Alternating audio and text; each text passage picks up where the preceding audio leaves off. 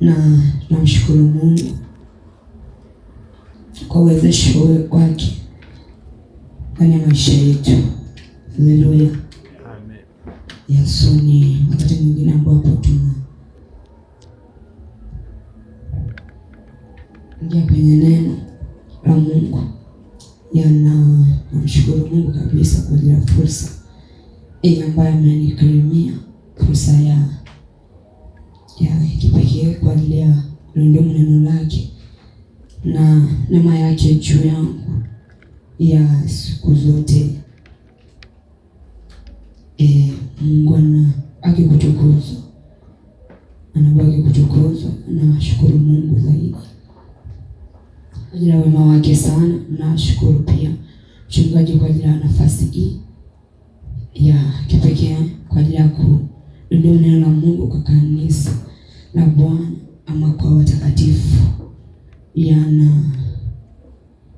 Shukrani za dhati. Nashukuru sana na nawashukuru wana wa Mungu watakatifu ambao umewahi na kufika muda na masaa kama haya. Mungu wa amani ametubariki sote na anazidi kutuinua na tunemesha zaidi katika hiyo neema kwa jina la Yesu. Haleluya.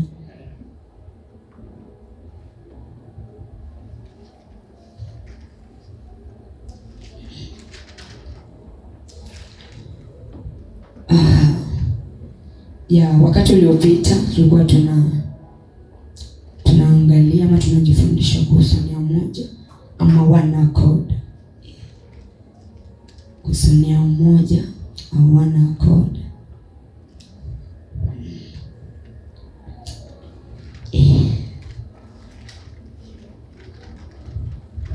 Na tunaendelea leo tena.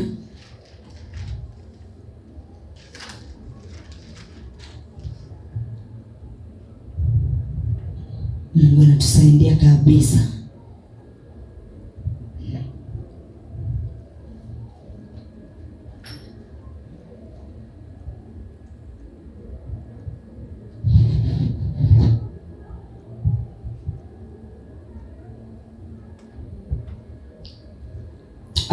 Muda uliopita tulichukua muda kuangalia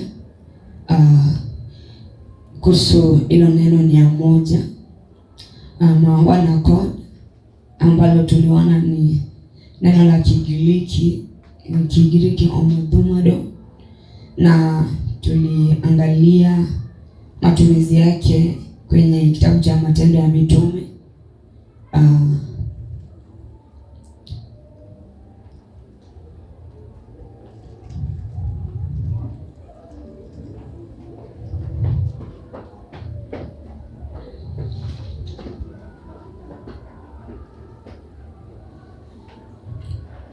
Tukaona kwamba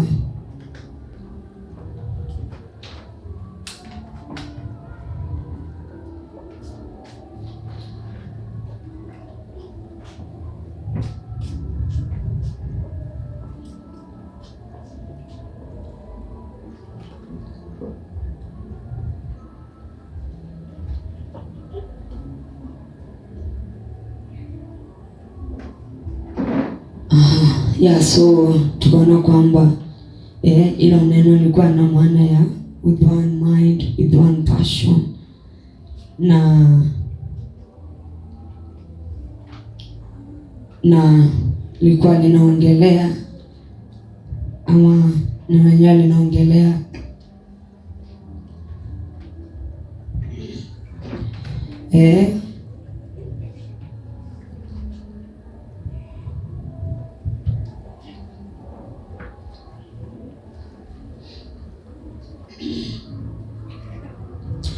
watu walio pamoja kwa wakati mmoja na kwa nia moja. So na tuliangalia tukaona kwamba hii nia moja ama ile neno linapotumika kwamba nia moja, lazima kuwepo na watu. watu ambao wako mahali pamoja, wako mahali pamoja na kuna kuwa na shughuli ambayo wote wanashiriki. Haiwi kwamba ni kama kimoyomoyo ama kuwa peke yako alafu udai kwamba bado tuko kwa nia moja. Tunao kwamba nia moja inaongelea watu walio pamoja kwa wakati mmoja na kwa nia moja. So mpaka kuna ile shughuli ambayo inatekelezwa pale, ama kuna shughuli ambayo nyinyi wote mnashiriki, na tuliona kwamba ili kwamba iitwe kuna nia moja, mpaka ikue nyinyi wote mnashiriki ile shughuli. Maana kwa mfano ukiwa na kikundi cha watu na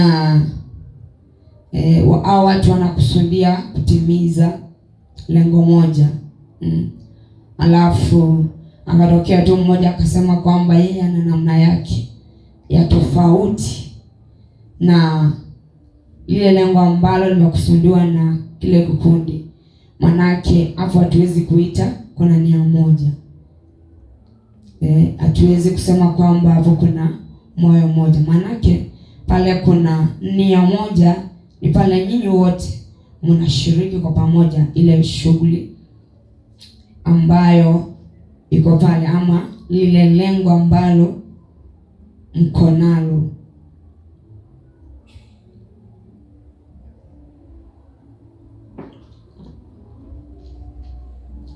Na tuliona vile ambavyo wanafunzi walishiriki mambo yao kwa pamoja na kwa nia moja, na tuliona pia kwamba watu ambao wameshirikiana kwenye nia moja, ya kwamba hao watu inakuwa ni rahisi kwao sana kutimiza ama kufikia lile lengo lao, wakiwa kwenye nia moja, yani wanakuwa na matokeo sana kuhusu lile kusudi ambalo wanalo ama lengo, wanakuwa na matokeo yake kwa sababu kuna kule kushirikiana kwa pamoja au kwa nia moja.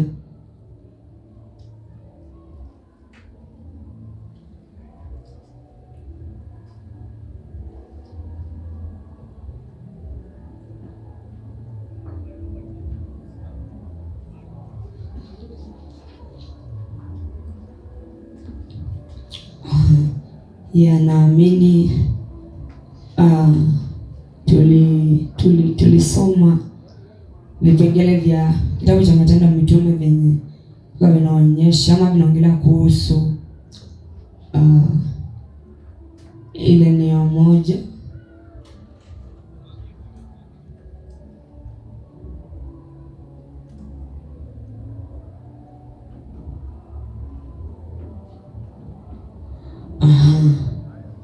So tuna kwamba kuwa na nia moja maana yake ni wote tunaelekea mahali pamoja, wote tuna mwitikio au sauti moja. Ya kuwa na nia moja maana yake ni wote tunaelekea mahali pamoja, wote tuna mwitikio au sauti moja. Na kwa hiyo tuna uhakika wa kuwa na matokeo kwa kile tunachofanya. Kuwa na nia moja maana yake ni wote tunaelekea mahali pamoja, wote tuna mwitikio au sauti moja, mwitikio moja au sauti moja.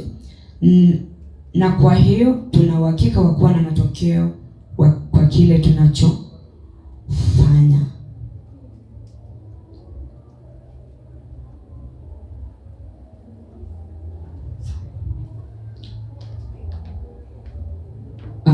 Kwa hiyo tunaona kanisa la mitume tunaona kwamba limeweka msingi ambao unaonyesha uhakika kwamba walielewa umuhimu wa kuwa na nia moja. Tuna kanisa la mitume limeweka msingi ambao unaonyesha uhakika kwamba walielewa umuhimu wa kuwa na nia moja.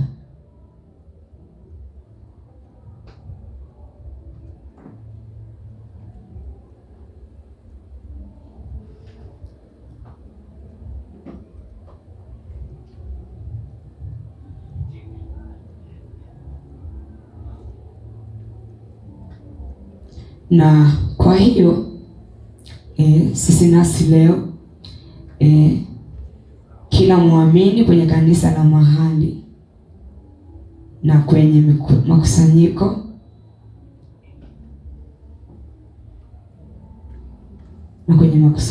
mara zote tunatakiwa kuhakikisha kuwa tuko kwenye nia moja.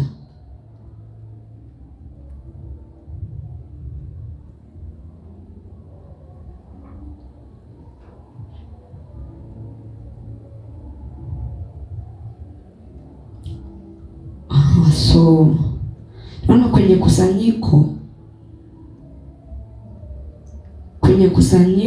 lenye nia moja hauwezi fanya kama uonavyo. Kwenye kusanyiko lenye nia moja hauwezi fanya kama uonavyo, bali kama wengine wanavyofanya au kama ilivyoamriwa na uongozi. Kwenye kusanyiko lenye nia moja hauwezi fanya kama uonavyo, bali kama wengine wanavyofanya au kama ilivyoamriwa na uongozi.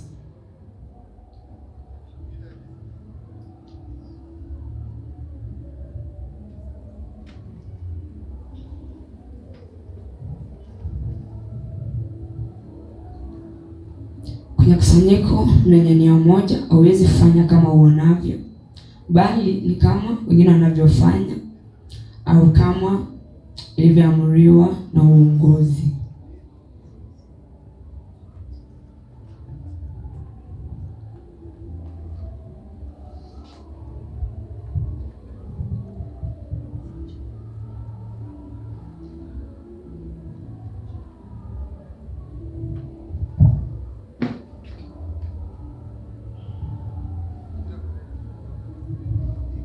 Kama vile ambavyo tuliona kwenye kanisa la mitume kwamba walitembea kwenye nia moja.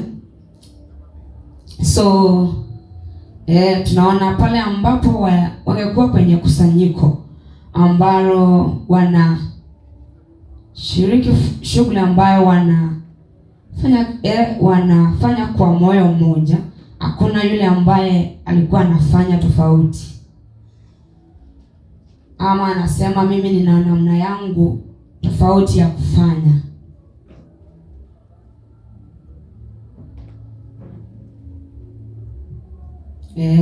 So ni lazima kuwe na hiyo nia moja ama hiyo direction moja kwa nyinyi wote ama kwa kusanyiko lote, mpaka kuwe na hiyo direction moja ili kwamba tuweze kutimiza kile ambacho ni lengo letu. Maana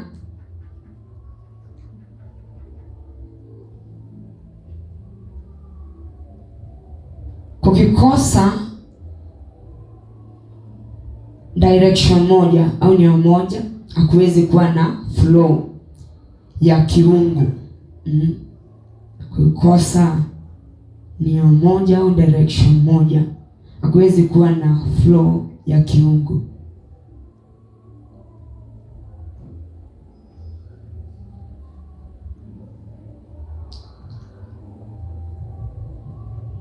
So lazima kuwe na muunganiko au na makubaliano yanayoonyesha umoja katikati ya hawa watu. So lazima kuwe na muunganiko na makubaliano yanayoonyesha umoja katikati ya hawa watu.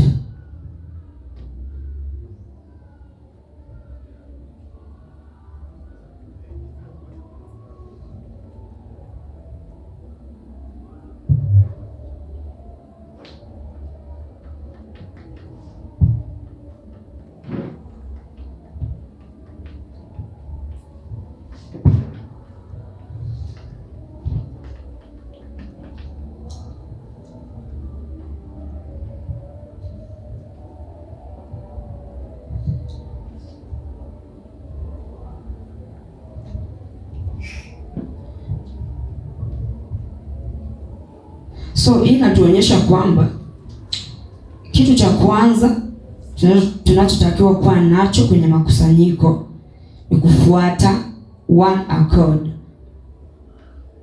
Yaani usitafute kuwa unique. So hii inatuonyesha kwamba kitu cha kwanza tunachotakiwa kuwa nacho kwenye makusanyiko ni kufuata one accord. Yaani usitafute kuwa unique.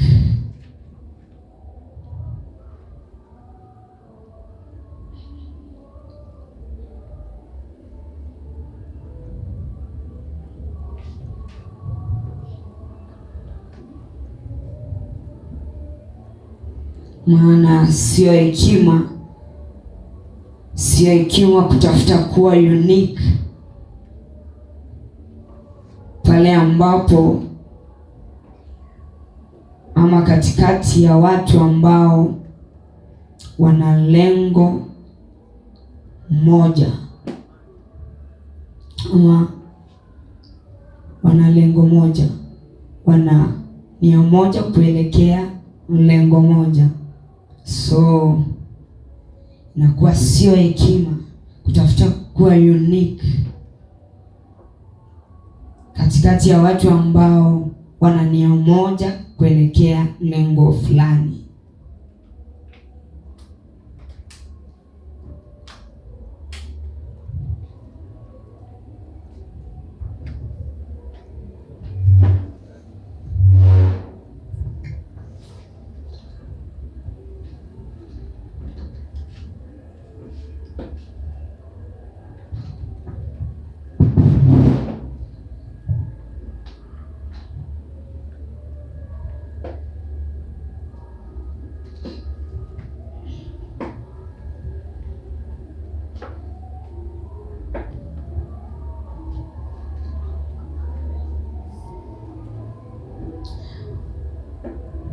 Tunasema kwamba si hekima kutafuta kuwa unique katikati ya watu ambao wana nia moja kuelekea lengo moja.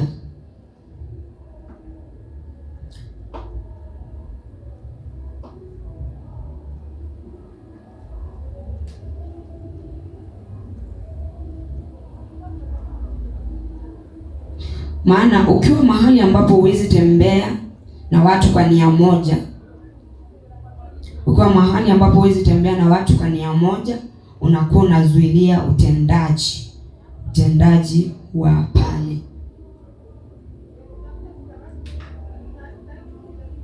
Ukiwa mahali ambapo huwezi tembea na watu kwa nia moja,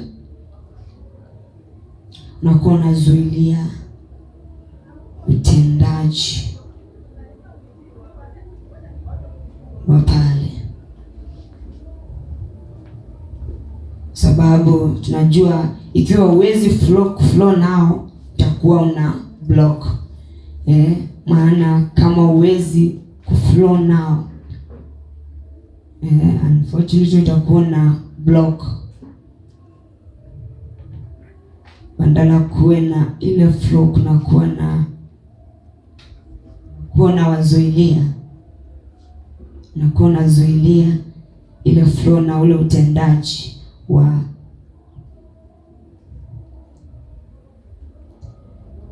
mahali pale. So One Accord inatusaidia sisi kuwa na mpokeo unaofanana. One Accord ni umoja, inatusaidia sisi kuwa na mpokeo unaofanana.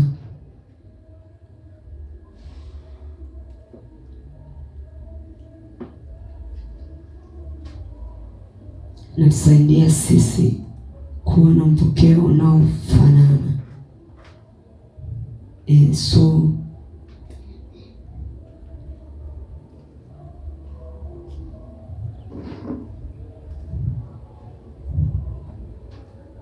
ni vyema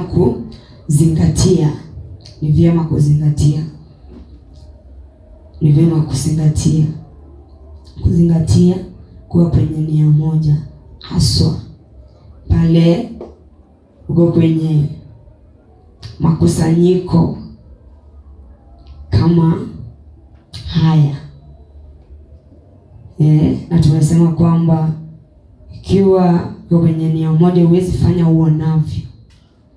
Hauwezi kufanya kama uonavyo kabisa, kwa sababu bali unafanya kama ilivyoamriwa ama inavyoamriwa na uongozi. So ikiwa kwenye makusanyiko ni wakati wa kuomba, inatakiwa kwamba sisi wote tunapatikana tunaomba.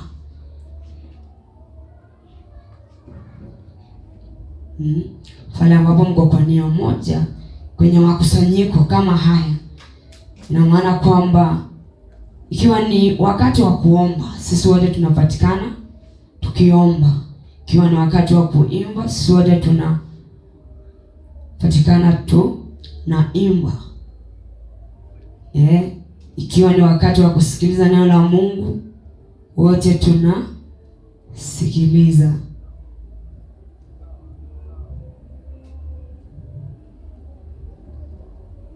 Ikiwa tumeamuriwa kuinua mikono, sisi wote tunainua mikono.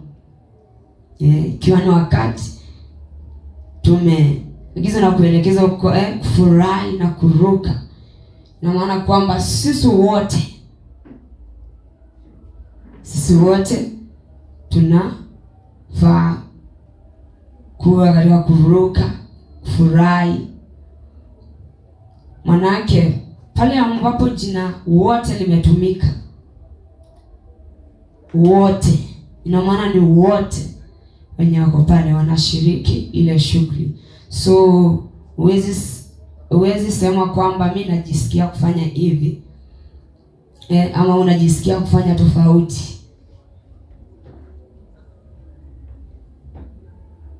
Maana ikiwa wote limetumika, jina wote, maana yake ni kila mmoja, kila mtu. Maana yake ni kila mtu. Wakati tulikuwa tunaangalia kwenye wanafunzi walikuwa wakijaa Roho kwenye Matendo ya Mitume 2, tunaona kwamba walisema ni wote. Hivyo maana kama ni wote, hakuna yule ambaye alikuwa amebaki. Na maana wote, yaani kila mmoja aliyekuweko pale alijaa Roho. Ina maana ni wote.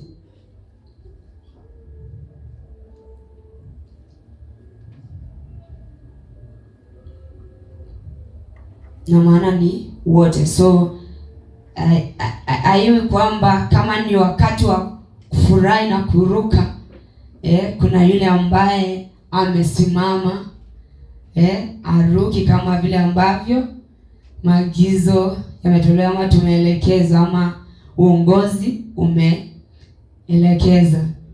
So kwa sababu pale ambapo unafanya tofauti, unakuwa actually unakuwa zuilia ile flow.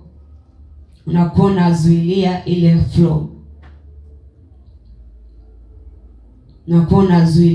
ile flow na sio vizuri.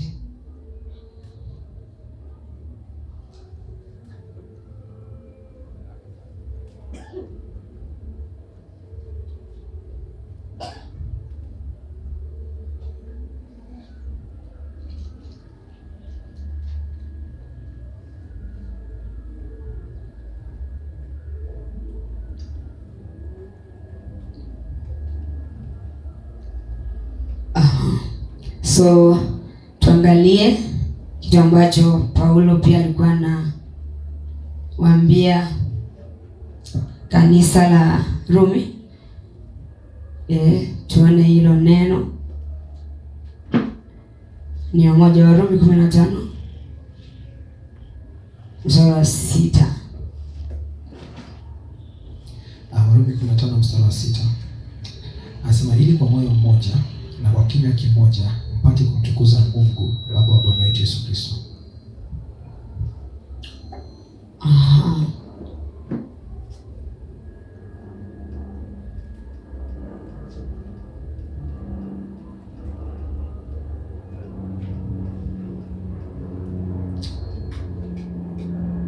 Paulo anawaambia kanisa la Rumi kwamba toa maelekezo kwamba waweze anasema kwa moyo mmoja na kwa kinywa kimoja mpate kumtukuza Mungu Baba wa Bwana wetu Yesu Kristo. Nafikiri hilo neno moyo mmoja ndio one accord.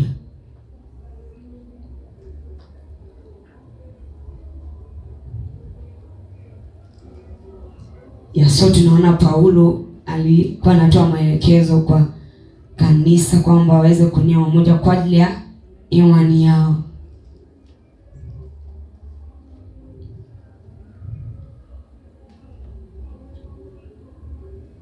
Kwa ajili ya imani yao.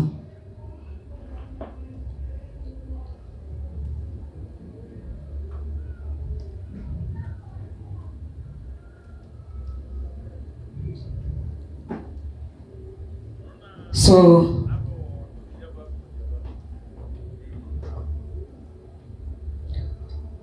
tunaona kwamba vile ambavyo hilo neno limewekewa mkazo, msisitizo, inakuwa ni inakuwa inatupa sisi guide ama inatusaidia sisi kuona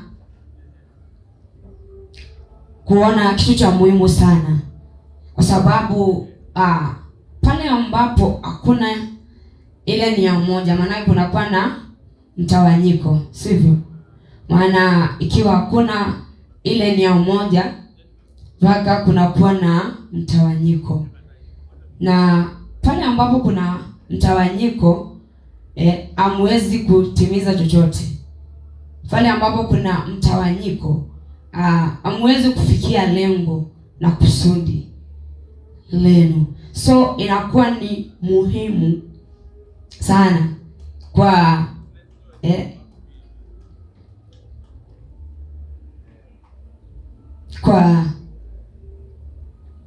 kanisa la Mungu, na pia pale ambapo tuko kwenye makusanyiko kama haya kutembea kwenye nia moja, kutembea katika ule umoja. Maana ikiwa hakuna kutembea kwenye nia moja, basi mtawanyiko utaingilia katikati, na pale ambapo mtawanyiko umeingilia katikati kunakuwa ni vigumu sana kutimiza lengo na makusudi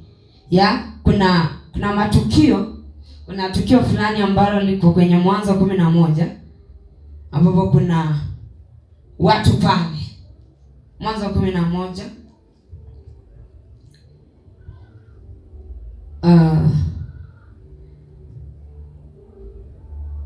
tunasoma mpaka mstari wa 8.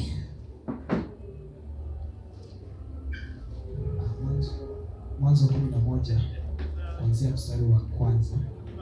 Anasema hivi: na nchi yote ilikuwa na lugha moja na usemi mmoja. Ikawa waliposafiri pande za mashariki, waliona nchi tambarare katika nchi ya Shinari, wakakaa huko. Wakaambiana, haya na tufanye matofali tukayachome moto. Walikuwa na matofali badala ya mawe na lami badala ya chokaa. Wakasema, haya na tujijengee mji na mnara, na kilele chake kifike mbinguni, tujifanyie jina, ili tusipate kutawanyika usoni pa nchi yote. Bwana akashuka ili auone mji na mnara waliokuwa wakiujenga wanadamu. Bwana akasema, tazama, watu hawa ni taifa moja na lugha yao ni moja, na haya ndio wanayoanza kuyafanya, wala sasa hawatazuiliwa neno wanalokusudia kulifanya. Mstari wa 7 asema, haya na tushuke huko tuwachafulie usemi wao, ili wasisikilizane maneno wao kwa wao. Basi Bwana akawatawanya kutoka huko waende usoni pa nchi yote, wakaacha kuujenga ule mji. Amen. So tunaona kuna watu hapa ambao walikuwa wana lengo la kujenga, walikuwa wakijenga, inatuambia kwamba walikuwa wanajenga mnara, na naamini kwamba au tumefundishwa kwamba hapa mnara akawa anaongelea nyumba yenye inaenda huko juu, bali anaongelea mahali pa ibada. Wanajenga mahali pa ibada ama pa kwa vile. So tunaona hao watu walikuwa wameshirikiana kwenye nia moja kufanya lile jambo ama kujenga hapo mahali pa ibada. So tunaona hao watu walikuwa na ule umoja, ule ushirikiano mmoja. So ili hali lengo lao lilikuwa ni lengo mbaya. Lengo lao lilikuwa ni lengo mbaya. Maana ilikuwa kwamba wajenge mahali pa ibada pa kuabudu miungu kando na Mungu aliye hai. Walitaka wajenge mahali pa ibada pa kuabudia miungu mingine kando na Mungu aliye hai. So tunaona hao watu ili walikuwa wameshikana kwenye nia moja kwa ajili ya kutimiza lengo lao. Kwa ajili ya kutimiza lengo lao. Ili lengo lao lilikuwa ni baya, sio nzuri. Lilikuwa kinyume na mapenzi ya Mungu. Lengo lao lilikuwa kinyume na mapenzi ya Mungu. So so tunaona kwa inatuonyesha kwamba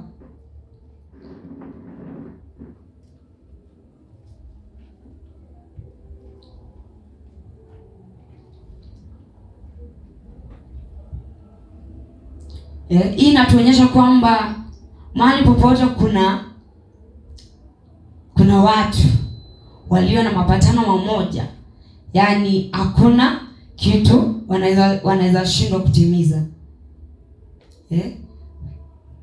Mahali popote inatuonyesha kwamba mahali popote kuna watu